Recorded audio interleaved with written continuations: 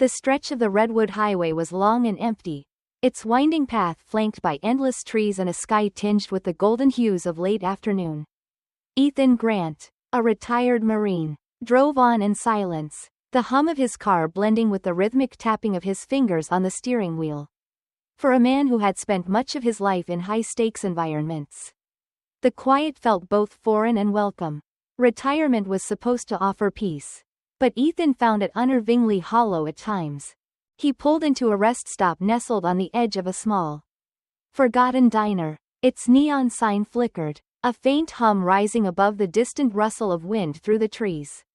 The parking lot held a few scattered vehicles, a weathered truck, a family sedan, and a motorcycle leaning heavily on its kickstand. Ethan stepped out of his car and stretched, the crisp evening air carrying a chill that felt refreshing after hours on the road. Inside the diner, the scent of brewed coffee and sizzling grease greeted him. The place was unremarkable, plastic booths faded from years of sun exposure, walls adorned with faded prints of landscapes, and a counter that bore the weary charm of decades of service. It was the kind of place where truckers swapped stories and families passed through without a second thought. Ethan approached the counter, nodding politely to the middle-aged waitress who handed him a cup of coffee with a smile. He took his first sip, the bitter liquid grounding him in the moment. He had no plans beyond this stop, a coffee, a stretch, and back on the road. But as he turned to find a seat, something caught his eye. By the window, in the far corner of the diner, sat an older white man, his salt and pepper hair combed neatly, his tailored navy blue suit at odds with the casual wear of the other patrons. Across from him was a young black girl, no older than 8, wearing a light blue dress that seemed out of place in its pristine simplicity. The girl's small hands fidgeted with the hem of her dress, her large eyes scanning the room like a bird searching for an escape. Ethan paused mid-step, his instincts flickering to life. There was nothing inherently alarming about the scene. The man could easily have been her grandfather, an adoptive father, or even a family friend.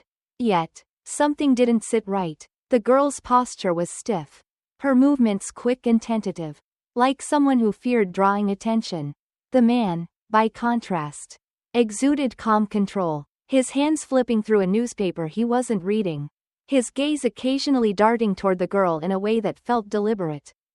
Ethan sat at a booth where he could keep them in view, trying to shake the unease settling in his chest.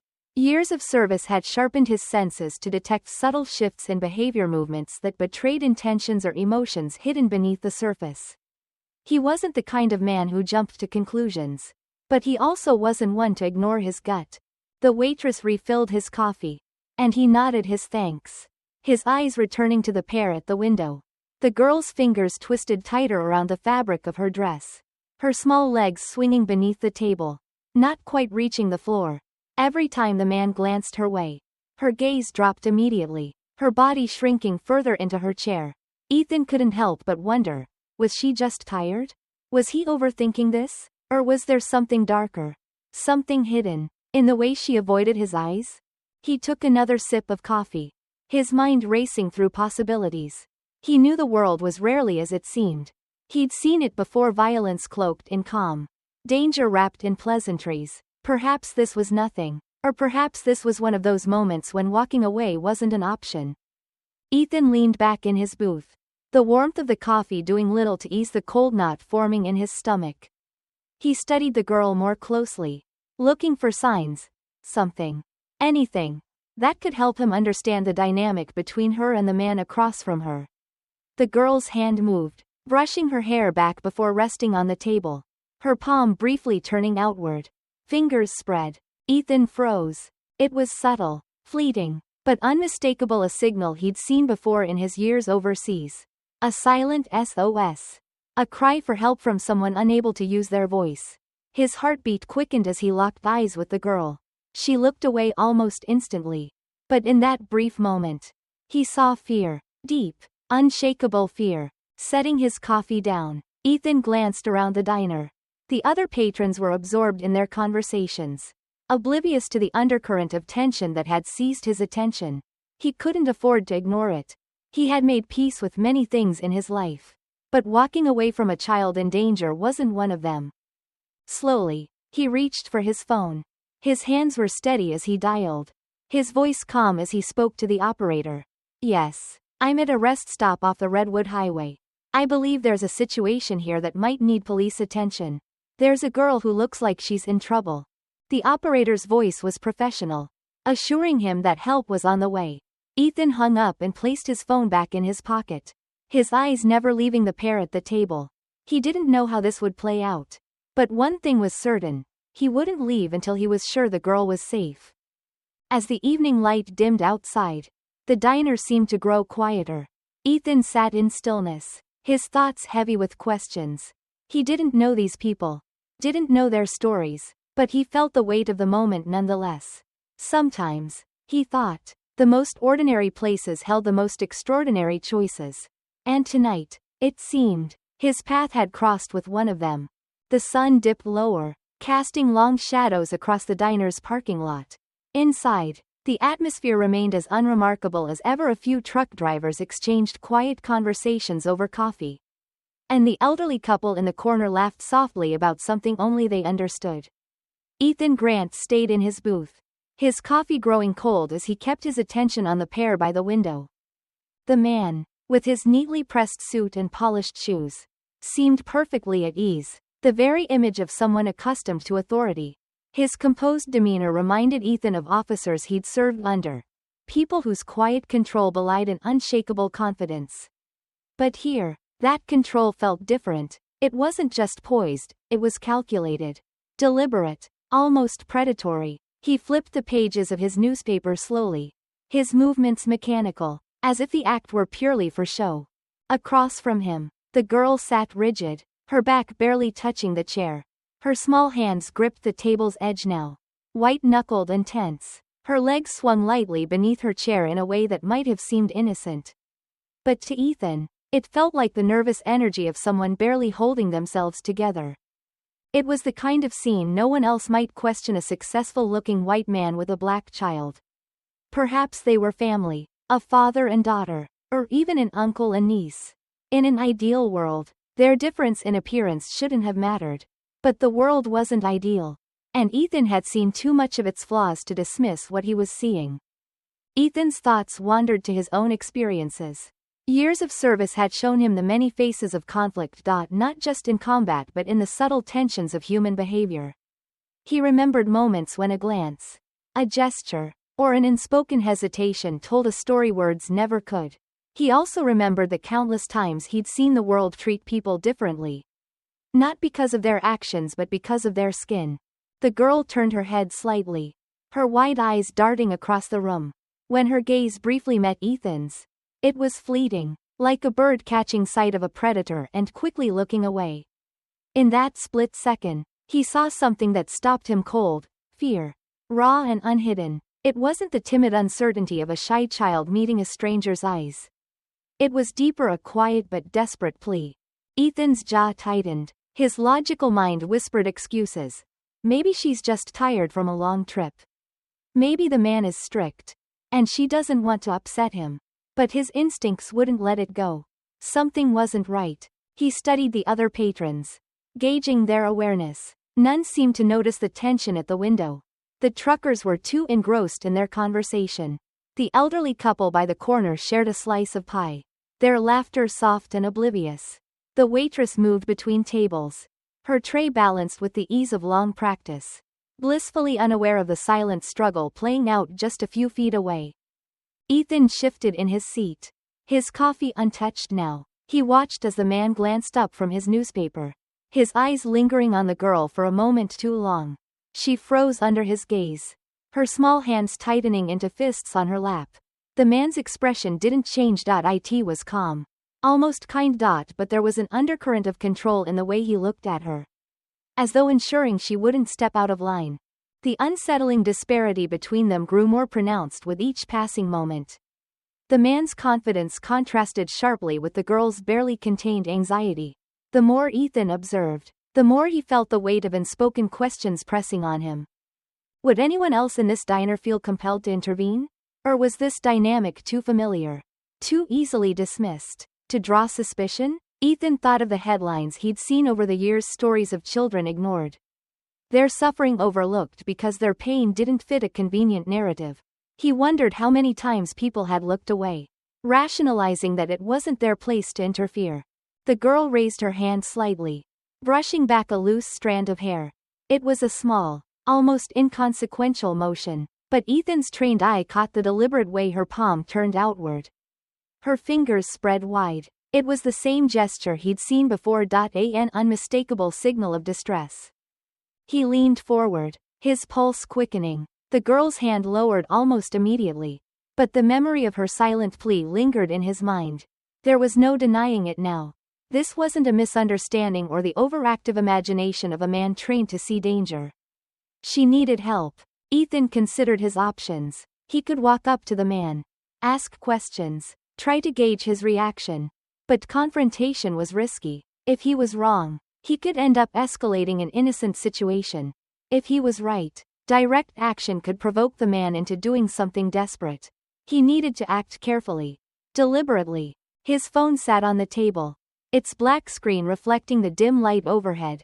Slowly, he picked it up, keeping his movements casual. The man didn't seem to notice. His attention back on the newspaper. Ethan dialed, his voice low as the operator answered. "I'm at a diner off the Redwood Highway," he said, keeping his tone calm but firm. "There's a girl here who I think might be in trouble. She's with a man who doesn't seem like he's supposed to be with her." The operator's questions came quickly, and Ethan answered with the precision of someone accustomed to giving clear, concise reports. He described the girl's signals, the man's controlled behavior, and his own observations. The operator assured him that officers were on their way. Ethan ended the call and set his phone down, his gaze returning to the pair at the window. The girl sat motionless now, her eyes fixed on the table. The man folded his newspaper neatly and set it aside, his movements slow and measured. He reached for his coffee, his fingers curling around the mug with a deliberate steadiness that sent a chill through Ethan. The minutes stretched endlessly as Ethan waited. The quiet hum of the diner seemed louder now, the mundane sounds of clinking dishes and soft conversations an odd contrast to the tension he felt building inside. He glanced at the clock above the counter. The police wouldn't be long, but every second felt like a small eternity. Outside, the sky deepened to a dusky orange, the first stars blinking into view. Ethan shifted his weight in the booth, his muscles taut, ready for anything. He didn't know how this would end, but one thing was certain: he wouldn't leave until he knew that girl was safe. As the twilight deepened, Ethan kept his gaze steady, his thoughts quiet but resolute. In a world where too many people turned away, convincing themselves it wasn't their place to get involved, he had made his choice. Sometimes, doing the right thing meant breaking the silence. And tonight, that silence was about to be shattered. The evening outside the diner grew darker, the amber glow of the setting sun giving way to the cool blue of twilight. The neon sign flickers erratically, casting uneven light onto the parking lot, where only a few vehicles remained. Inside, the air was heavy with the smell of coffee and faint grease. But to Ethan Grant, the warmth of the diner felt anything but comforting. His eyes stayed fixed on the man and the girl by the window. The man's posture remained relaxed, but there was something unnervingly methodical in the way he moved, a precision to his gestures that felt out of place in such a casual setting. He sipped his coffee, set the mug down, and glanced at the girl, his gaze lingering just long enough to send an unspoken message. She didn't respond, her small shoulders hunched, her hands clasped tightly in her lap. Ethan's coffee sat untouched, its heat long gone. He adjusted his position in the booth, angling himself so he could see the pair without appearing too obvious. His military training told him to remain patient, to observe, to wait for the right moment. But patience had its limits, and the unease knotting in his chest grew tighter with each passing second. What disturbed him most wasn't the girl's silence. It was the isolation that seemed to envelop her. The way her eyes flitted around the room, as though searching for something, or someone. To ground her. The way her hands trembled slightly when the man reached across the table to adjust the silverware. It wasn't what he did, but how he did it. Slowly, deliberately, his fingers brushing against hers just enough to make her flinch. Ethan scanned the room again, noting the oblivious calm of the other patrons. The truckers had moved on to laughter. The waitress leaned against the counter, chatting idly with a cook in the back. The elderly couple in the corner, now sharing a slice of pie, seemed to inhabit a different world entirely. No one else noticed the tension by the window. No one else seemed to care. He knew that part of this scene would be invisible to most.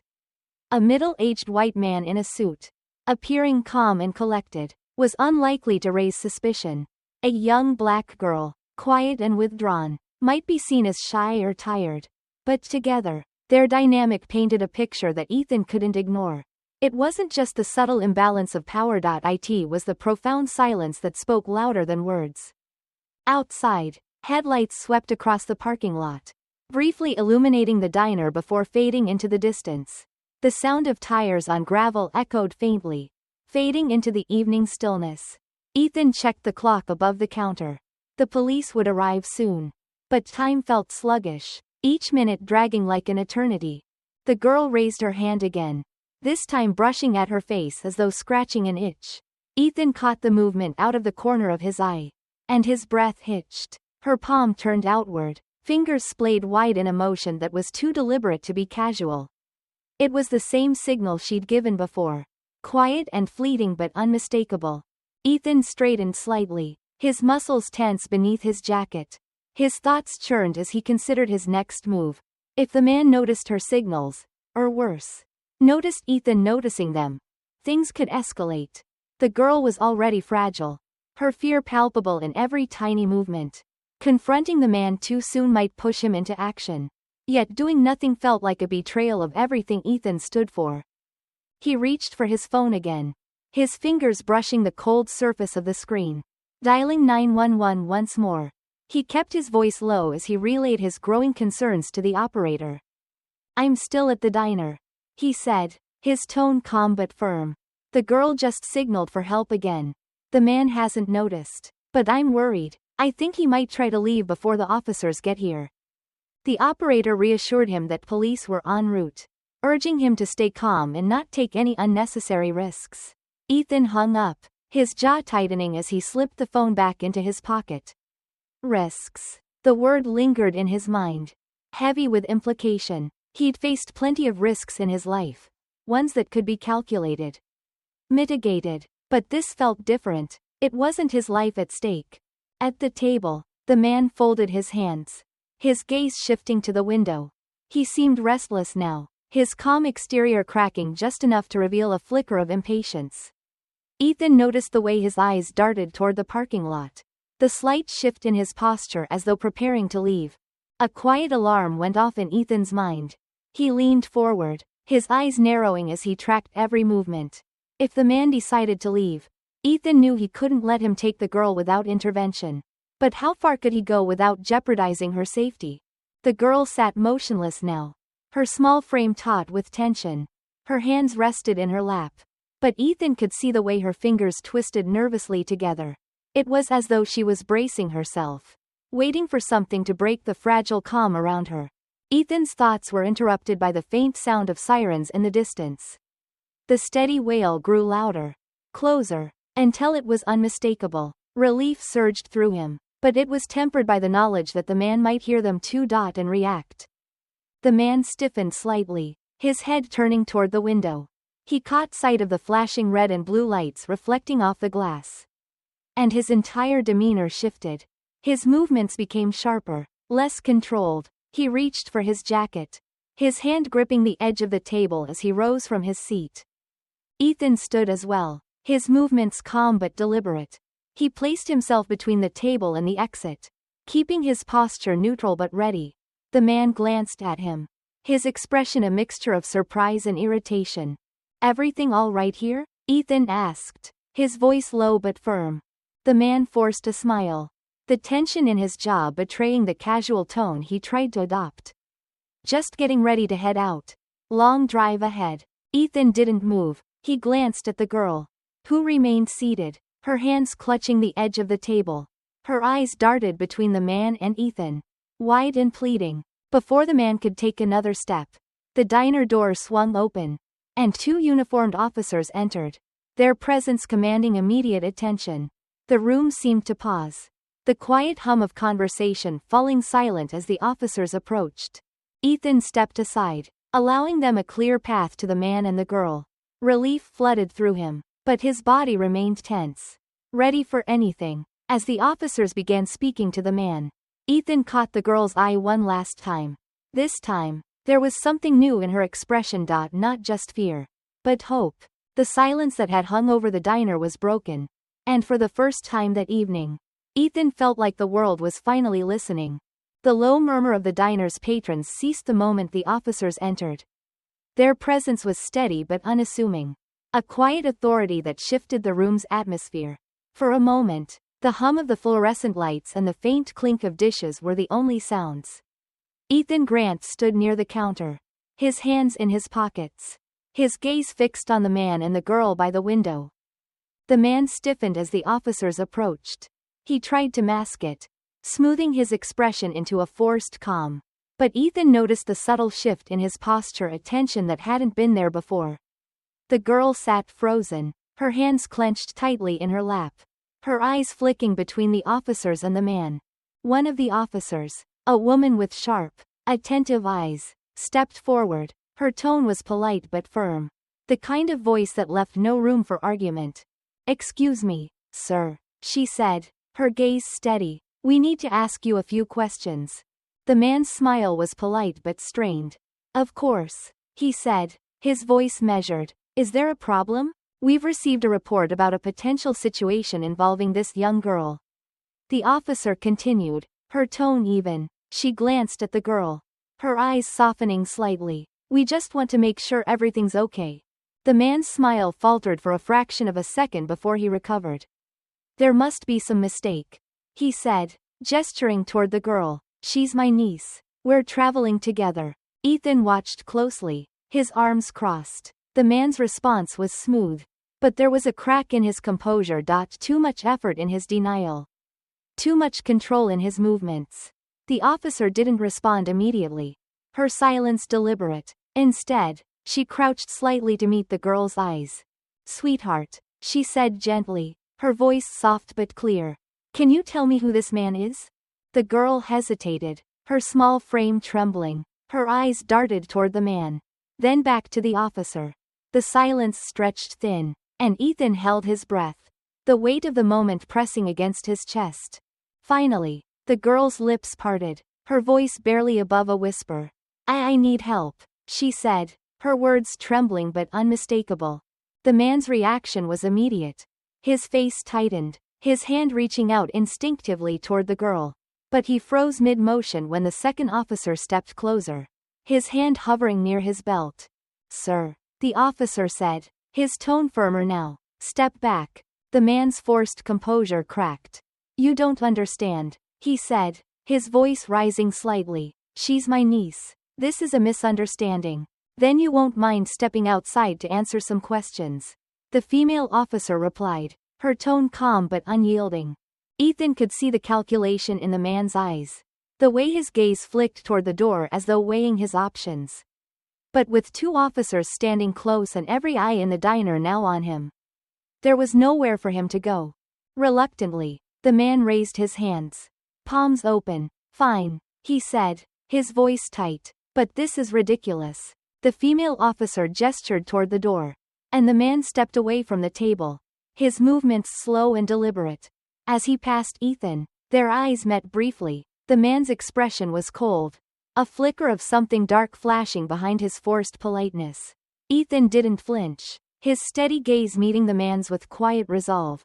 The girl remained seated, her hands still trembling in her lap. The female officer crouched beside her again, speaking softly. Ethan couldn't hear the words, but he saw the way the girl's shoulders relaxed slightly, the way her wide, fearful eyes softened just a little. Outside, the male officer escorted the man toward the squad car, his hand resting lightly on the man's elbow. The man's protests continued, his voice muffled by the diner's walls. But it no longer mattered. The police had heard enough. And so had Ethan. The waitress approached Ethan cautiously, her voice low. "Is everything okay?" she asked, her eyes darting toward the girl. Ethan nodded, his voice quiet but firm. It will be now. The girl stood slowly, her movements hesitant. The female officer placed a gentle hand on her shoulder, guiding her toward the door. As they passed Ethan, the girl looked up at him, her eyes meeting his for a fleeting moment. There was gratitude there, mingled with exhaustion and something else, relief. Ethan watched them leave, his chest tightening as the door closed behind them. The tension in the diner began to dissipate, conversations resuming in hushed tones. The waitress returned to clearing tables, and the truckers went back to their quiet discussions. But for Ethan, the moment lingered, heavy with unspoken truths. He thought about how easily this could have been overlooked. How the man's calm demeanor and the girl's quiet fear might have blended into the background of everyday life.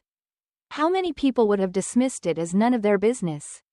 How many would have justified their inaction, convincing themselves that it wasn't their place to intervene? Outside, the girl climbed into the back of the police car, her small figure silhouetted against the flashing lights. The officers spoke briefly before driving away, the sirens silent as they disappeared into the night. Ethan stood by the window, his reflection faint against the glass. He didn't feel triumphant or heroic, just tired. This wasn't a story about bravery or valor. It was a story about paying attention, about seeing what others might not. As he walked out into the cool evening air, Ethan glanced up at the stars, their faint glow barely visible against the haze of distant city lights. He felt a quiet sense of resolve, a reminder that sometimes doing the right thing meant stepping into someone else's story. Even when it wasn't convenient, even when it was uncomfortable. The night stretched before him, vast and quiet, and for the first time in a long while, Ethan felt the stillness settle into something deeper. Not peace, exactly, but purpose. The flashing red and blue lights of the police car faded into the distance, leaving behind a heavy stillness that settled over the diner. Ethan Grant lingered in the parking lot, his hands tucked into his jacket pockets, the cool night air brushing against his face. Inside, the faint murmur of resumed conversations filtered through the glass windows. For the other patrons, life was returning to normal. For Ethan, normal felt far away. He hadn't left yet because something inside him refused to. It wasn't just curiosity, it was a lingering sense of responsibility. The girl's quiet plea for help, the fear in her eyes, and the man's cold demeanor weighed on him. He had done what he could, but the story felt unfinished. His thoughts were interrupted by the approach of a police officer. The woman from earlier. Her expression steady but softened now that the immediate tension had passed. Her badge caught the glow of the diner's neon sign as she stopped a few feet from him. "Mr. Grant," she said, her voice calm. "Can I speak with you for a moment?" Ethan nodded, his stance shifting slightly as he turned to face her fully. "Of course," he said, his tone quiet but firm. The officer offered a small, professional smile, though it didn't quite reach her eyes. "First, I want to thank you for calling this in. If you hadn't acted, this could have ended very differently." Ethan nodded but said nothing. He wasn't looking for gratitude, and he could sense that she had more to say. "We've spoken to the girl," the officer continued, glancing toward the squad car parked nearby. "Her name is Amara Bennett. She's 8 years old. The man you saw with her, Victor Ellis. Is not her father, as he claimed. In fact, he has no legal connection to her at all." Ethan felt a flicker of anger rise in his chest, though his face remained composed. "Who is he, then?" he asked, his voice steady but carrying a weight of concern. The officer's expression hardened slightly, her tone growing more serious. "He's the partner of Amara's estranged mother, Lauren Bennett. The two of them appear to have planned this together. Lauren lost custody of Amara in a court battle several months ago, and her father, Derek Bennett, was granted full custody. Victor and Lauren took Amara from her school earlier today." Ethan's jaw tightened as the pieces fell into place. The girl's fear, the man's unsettling control. It all made sense now. She wasn't just afraid, she was trapped, torn between adults whose battles had turned her into collateral. "What happens to her now?" Ethan asked, his voice quieter, the weight of the situation pressing down on him. "She'll be reunited with her father," the officer said. "We've already contacted him, and he's on his way here. It's clear from what she's told us that she's been through a lot. But she's safe now." That's what matters. Ethan nodded again, though his thoughts lingered on the deeper implications of what had happened. The girl's story was one of many a child caught in a web of adult conflict. Her voice silenced by circumstances beyond her control. He couldn't help but wonder how often this happened. How often children like Amara were overlooked because the world was too busy to notice. Minutes later, another car pulled into the lot, its headlights cutting through the darkness. A man stepped out, his movements hurried and unsteady, his face etched with worry. Ethan watched as he approached the squad car, where the female officer greeted him with a quiet word before opening the back door. The man knelt immediately, his arms outstretched as the girl stepped hesitantly from the car. For a moment, she seemed unsure, her small frame trembling as she stood before him. Then, as though something inside her broke free, she ran into his arms, her sobs muffled against his chest. Ethan looked away, giving them the privacy they deserved. Yet the scene stayed with him, a reunion filled with both relief and pain. A reminder of the fractures that often ran unseen beneath the surface of people's lives. The officer returned to Ethan a short while later, her demeanor lighter now. That's her father, Derek Bennett, she explained. He's been searching for her since she went missing this afternoon. He's a good man, been fighting hard to keep her safe. Ethan nodded, his eyes still on the father and daughter as they clung to each other. I'm glad she has him, he said simply. The officer tilted her head, studying Ethan for a moment. Most people wouldn't have noticed what you did, she said, and even if they did, they might not have acted. You didn't have to get involved. But you did. That makes a difference. Ethan shrugged slightly, his gaze thoughtful. Someone had to, he said, his voice quiet. Sometimes it's not about whether you have to, it's about whether you can. The officer offered a faint smile before excusing herself to rejoin her colleagues. Ethan remained where he was, the chill of the night air brushing against him as the sounds of the reunion behind him softened into whispers. As he finally turned to leave, Derek Bennett approached him, his steps hesitant but purposeful. His face was streaked with tears, but his expression was one of deep gratitude. Mr. Grant, he said, his voice thick with emotion. I don't know how to thank you. You saved my daughter. You saved my family. Ethan shook his head lightly. You don't need to thank me, he said. I just did what anyone should have done. Derek's gaze was unwavering. Not everyone would have done what you did, he said. You didn't look away. That means everything to us. Ethan didn't argue, though he felt the weight of those words settle over him. He had acted because he couldn't bear the thought of walking away. But the truth was, many would have. The quiet injustices of the world often relied on silence, on the ease of looking the other way. As Derek returned to his daughter, Ethan made his way to his car, the engine rumbling to life as he prepared to leave. He glanced once more at the small figure standing beside her father, her arms wrapped tightly around him. She was safe now, but the echoes of what she had endured would take time to fade. Driving away from the diner, Ethan felt the familiar pull of the road, the solitude of the highway stretching out before him. He thought about Amara, about her father's tears, and about the unspoken forces that had brought them to this moment. It wasn't just about one child or one man. It was about a world that too often turned its back on the vulnerable. The silent, the unseen. As the miles passed beneath his tires, Ethan's thoughts quieted. He couldn't change the whole world. But tonight, he had changed one small part of it. And sometimes, he realized, that was enough. The police station was quieter than Ethan Grant expected, its fluorescent lights casting a pale glow over the waiting area. He sat in a plastic chair by the front desk, his hands resting loosely on his knees, the hum of a vending machine filling the silence. A clock on the wall ticked methodically, its sound steady but invasive, as though marking every second of the night. Ethan's mind wandered as he waited, replaying the events at the diner, the girl's trembling hands, the man's calculating glances, the unspoken tension that had hung over every interaction. It was over now. At least for her. But the unease lingered, like the final notes of a song that refused to fade completely. A door opened nearby, and the female officer, Riley, stepped out, her expression professional but weary. She approached Ethan with a small notebook in hand. her pen clipped neatly to the cover. "Thank you for waiting, Mr. Grant," she said, her tone polite. "We just need your official statement to wrap things up." Ethan nodded, rising from his chair with a quiet sigh. "Of course," he said, following her into a small, sparsely furnished office. The room smelled faintly of stale coffee. A half-empty mug sitting forgotten on the desk. As Officer Riley took a seat, Ethan settled into the chair across from her, his posture straight but relaxed. She opened her notebook, her pen poised above the page. "Can you walk me through everything you observed tonight?" she asked. "From the moment you entered the diner." Ethan nodded, his voice steady as he began.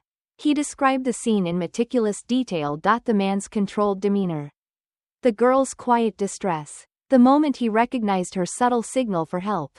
His words were calm, measured, but there was an undercurrent of emotion beneath them. A quiet frustration with the fragility of the situation. Riley listened intently, her pen moving quickly across the page. She didn't interrupt, but her occasional nods encouraged Ethan to continue. When he finished, she set the pen down, her hands folding neatly over the notebook. "You've got a sharp eye," she said, her tone thoughtful. "Most people wouldn't have noticed half of what you did." Ethan shrugged slightly, his gaze steady. "I've learned to pay attention," he said simply. "But I'm not sure it's about having a sharp eye. It's about being willing to look." Riley leaned back in her chair, her expression softening. "That's true," she admitted, "and that's the part most people struggle with. It's easier not to get involved." Ethan didn't respond immediately, his thoughts drifting to the other patrons at the diner. The truckers, the elderly couple, the waitress. All of them had been in the same room, surrounded by the same clues. Yet no one else had acted. He wondered how much of that was fear, and how much was the quiet indifference bred by years of looking the other way. "You've been around long enough to see how things work," Riley continued, her voice breaking through his thoughts. "You know it's not always about what's obvious. It's about what's beneath the surface." Ethan nodded, his jaw tightening slightly. "And sometimes people don't want to see what's beneath the surface," he said, his tone even. "It's easier to assume everything's fine." Riley studied him for a moment, her gaze thoughtful. "You're not wrong," she said quietly. "But tonight, someone did see, and because of that, Amara's safe." The mention of the girl's name brought a flicker of emotion to Ethan's face, though he masked it quickly. He thought of her small frame trembling in the chair, her eyes darting toward the man every time he moved. He thought of the quiet strength it must have taken for her to raise her hand, to trust that someone would notice. "What happens to her now?" he asked, his voice low. "She's with her father," Riley replied. "We've confirmed that he has sole custody, and he's been fully cooperative. She'll be going home with him tonight." Ethan felt a quiet sense of relief at her words, though it was tempered by the knowledge that her journey was far from over. Safety was just the beginning. Healing would take much longer. As Riley closed her notebook, Ethan rose from his chair, sensing that their conversation had reached its end. She stood as well, offering her hand. "Thank you again for stepping in," she said, her tone sincere. "It's not every day we see someone willing to trust their instincts." Ethan shook her hand, his grip firm but brief. "It wasn't about instincts," he said quietly. "It was about knowing when not to walk away." Riley nodded, her expression thoughtful. "Either way," she said, "you did the right thing." Ethan left the station a short while later, the crisp night air hitting him as he stepped outside. The streets were quiet, the faint glow of streetlights casting long shadows on the pavement. He walked to his car, his movements slow, his mind heavy with reflection. As he drove home, the world outside his window blurred into darkness, the hum of the engine a steady backdrop to his thoughts. He thought about Amara, about her father's tears, about the man who had tried to take her. But more than that, he thought about the quiet barriers that allowed it to happen. The unspoken assumptions, the way the world often chose silence over action. Ethan knew he couldn't change the larger picture. Prejudice and indifference ran deep, tangled in the fabric of daily life. But he also knew that moments like this mattered. Small actions, quiet decisions, they were the threads that could unravel something larger. As he pulled into his driveway, the weight of the night began to lift. replaced by a quiet resolve. He wasn't a hero, and he didn't want to be. He was just someone who had chosen to see what others didn't.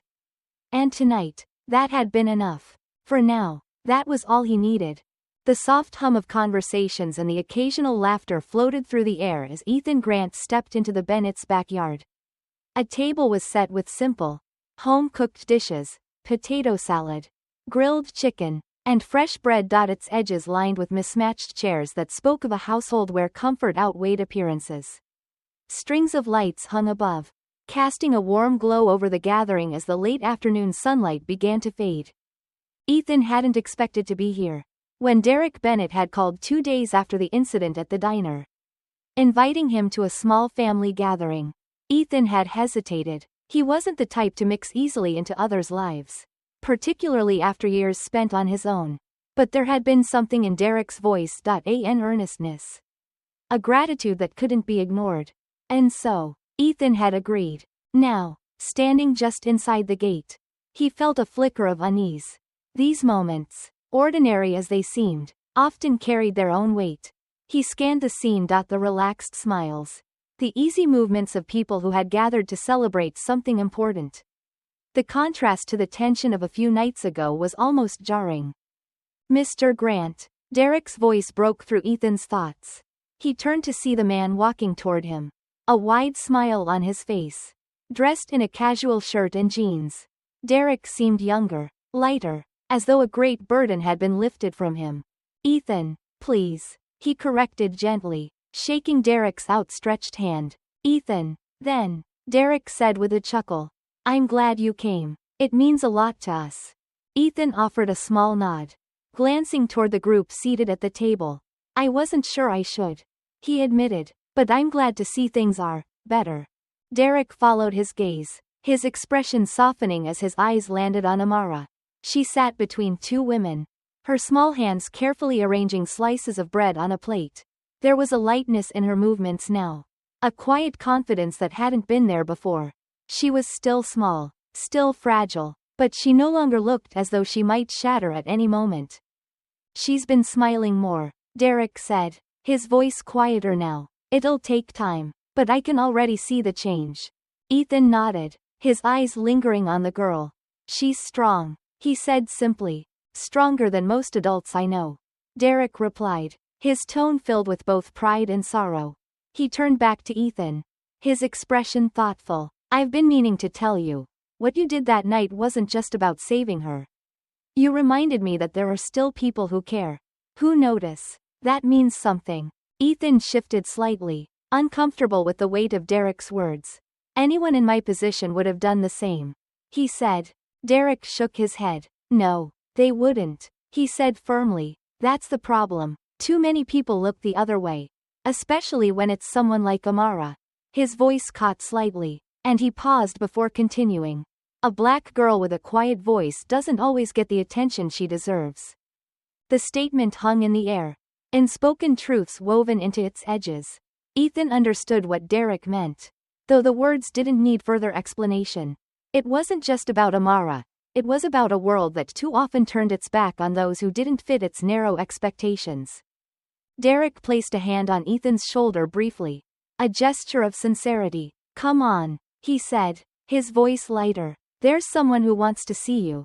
Ethan followed Derek toward the table, his steps steady but hesitant. As they approached, Amara looked up, her dark eyes brightening when she saw him. She slid off her chair and walked toward him, her movements cautious but deliberate. Hi, Mr. Grant, she said softly, her voice carrying a mix of shyness and determination. Hi, Amara, Ethan replied, his tone gentle. How are you? She hesitated, glancing back at her father before answering. Better, she said. Thank you. Ethan crouched slightly, bringing himself closer to her level. You don't have to thank me, he said. You're the brave one. You did something very hard that night. Amara tilted her head, considering his words. But you saw me, she said after a moment. Nobody else did. The simplicity of her statement struck Ethan in a way he hadn't expected. He nodded, his expression soft. I saw you because you were strong enough to show me, he said. Amara smiled then, a small but genuine expression that lit up her face. She reached out and took his hand briefly before stepping back toward the table, her small frame disappearing among the group. Derek watched her go, his own smile quiet but full of pride. "She's healing," he said, "and that's because of you." Ethan shook his head slightly, his voice low. "She's healing because she has you." The rest of the evening passed in quiet moments, shared stories, easy laughter, and the kind of warmth that only came from people who had weathered something together. Ethan found himself blending into the gathering in a way he hadn't anticipated. He wasn't just a guest, he was a part of something larger. A thread woven into the fabric of this family's recovery. As the sun dipped below the horizon, casting the yard in soft twilight, Derek approached Ethan once more. A drink in hand, he held it out, his expression solemn but grateful. "To you, Ethan," he said, "for being the kind of person who doesn't look away." Ethan accepted the glass, though he didn't lift it immediately. Instead, he glanced toward Amara, who was now playing with a small group of children near the edge of the yard. Her laughter drifted toward him, light and unguarded. "To her," he said quietly, raising his glass, "for being brave enough to ask for help." Derek nodded, his eyes glistening slightly as he clinked his glass against Ethan's. The two men stood in silence for a moment, the weight of the night settling over them like a shared understanding. As the evening wound down and the guests began to disperse, Ethan found himself reluctant to leave. This wasn't his family, not in the traditional sense, but it felt like something close. A bond forged in the quiet courage of one small girl and the steady resolve of those who refused to ignore her. When he finally stepped through the gate and onto the street, Ethan felt a sense of peace he hadn't known in years. The road stretched out before him, vast and quiet, but for the first time in a long time, it didn't feel empty. It felt like a path worth walking. The highway stretched before Ethan Grant, its gentle curves disappearing into the horizon. The morning sun hung low in the sky, casting long shadows that danced across the asphalt. His car moved steadily, the rhythmic hum of the engine blending with the faint rustle of wind through the trees. It had been a few weeks since that evening at the diner, but the memories still lingered, vivid and persistent. Ethan had returned to his quiet life, the solitude of his small home offering its usual comforts. Yet, something had shifted. The stillness he once welcomed now felt incomplete, as though the world beyond his walls had begun to call to him in ways it hadn't before. He thought often of Amara, of the courage it took for her to signal for help, and of the quiet barriers that made it so easy for others to overlook her. The invitation to visit the Bennetts again had come a few days ago, scribbled in Derek's careful handwriting on a plain card. Ethan had hesitated at first, uncertain whether he should accept. But as the days passed, he found himself drawn to the idea. It wasn't just about seeing the family again, it was about understanding what had changed within himself. As he pulled into the Bennett's driveway, Ethan noticed the small, subtle details that spoke of a home rebuilding itself. The front yard, once slightly overgrown, now had fresh mulch around the flower beds. A swing hung from the sturdy branch of an old oak tree, its seat worn smooth by use. There was life here, a sense of renewal that felt both fragile and resilient. Derek greeted him at the door, his smile wide but not overly exuberant. It was the kind of welcome that spoke of genuine gratitude, unembellished and sincere. He ushered Ethan inside, where the warm scent of baked bread and coffee filled the air. "Amara's in the backyard," Derek said, his voice low but steady. "She's been looking forward to seeing you." Ethan nodded, setting down his jacket and stepping through the kitchen to the sliding glass door. Outside, the backyard was alive with quiet activity. Amara was kneeling by a small garden bed, her hands carefully planting a row of bright flowers. She wore a wide-brimmed hat that nearly swallowed her face. But when she looked up and saw Ethan, her smile was unmistakable. "Hi, Mr. Grant," she called, her voice carrying across the yard. "Hi, Amara," Ethan replied, stepping out onto the patio. He approached her slowly, his movements deliberate, not wanting to disrupt her focus. "What are you working on?" "Planting daisies," she said proudly, brushing dirt from her small hands. "Daddy said they're my flowers. I get to take care of them." Ethan crouched beside her, examining the neat row she had already finished. "You're doing a good job," he said. "They'll be beautiful when they bloom." Amara's smile widened, and she reached for another seedling, her small hands moving with care. Ethan watched her in silence for a moment, his thoughts drifting to the girl he had met weeks ago. The one whose hands had trembled as they twisted the hem of her dress. This girl was different. She was finding her footing. Piece by piece. Derek joined them after a while, carrying a tray with 3 glasses of lemonade. He handed one to Ethan, then sat down on the grass beside his daughter. For a moment, the 3 of them shared the space quietly, the sound of rustling leaves and distant birdsong filling the gaps. "She's been happier," Derek said softly, his gaze on Amara. "It's not perfect, but she's getting there." Ethan nodded, taking a sip of the cool lemonade. "She's strong," he said. "She'll be okay." Derek glanced at him, his expression thoughtful. "I think a lot about that night," he said, "about how easy it would have been for things to go the other way. If you hadn't noticed, if you hadn't acted." His voice trailed off, but Ethan understood. He had thought about it too. How the quiet choices people made could ripple outward, shaping lives in ways they might never fully see. He thought about the small, unconscious biases that allowed moments like that to be ignored. A man in a suit. A quiet girl. Who would question it? "It wasn't just me," Ethan said after a moment. "She did her part too. She trusted that someone would see her." Derek nodded, his eyes glistening slightly. "I'm grateful you were the one who did," he said. Not everyone would have. The weight of those words settled between them, unspoken truths layered within them. Ethan thought about the world as it was a place where quiet assumptions often dictated whose voices were heard, whose lives were noticed. He thought about how easy it was to let those assumptions go unchallenged, to let silence do the work of indifference. Later, as the sun dipped lower in the sky, Ethan stood by the edge of the yard, watching as Amara played on the swing. Her laughter was light, carried by the breeze, and for a moment, the world felt still in the best possible way. Derek joined him, the 2 men standing side by side, their gazes on the girl. "I think she's going to be okay," Derek said quietly. "She's got her whole life ahead of her." Ethan nodded, his expression thoughtful. "And she's got you," he said. "That makes all the difference." Derek smiled, but there was a quiet resolve in his eyes. "And she's got people like you," he said. "People who notice." Ethan didn't respond immediately, his thoughts turning inward. He had spent much of his life believing that the big battles, the obvious ones, were where change happened. But lately, he was beginning to understand that the smaller moments, the ones often overlooked, could be just as powerful. As the evening light faded, Ethan prepared to leave, saying his goodbyes with the quiet assurance that he would return. As he drove home, the road ahead felt less solitary, less fixed. He couldn't change the whole world.